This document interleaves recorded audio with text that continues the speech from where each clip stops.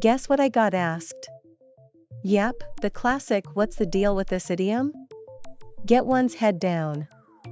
Let's clarify any misconceptions about its literal meaning.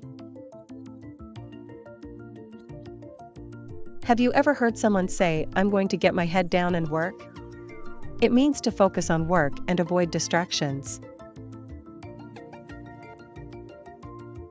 To remember the meaning, think of it as putting your head down to avoid distractions and focus on work.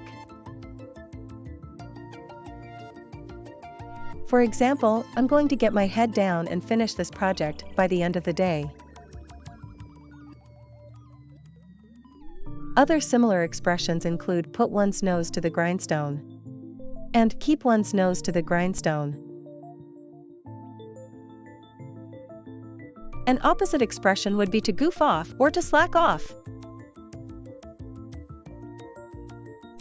Now it's time for a quiz.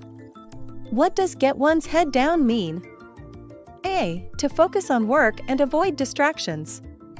B. To take a break from work. C. To work without focus. Answer A. In summary, get one's head down means to focus on work and avoid distractions. Remember to put your head down to avoid distractions and focus on work. We'd love to hear your story with the idiom. Please share your thoughts in the comments. And remember, if you want to succeed, get your head down and work.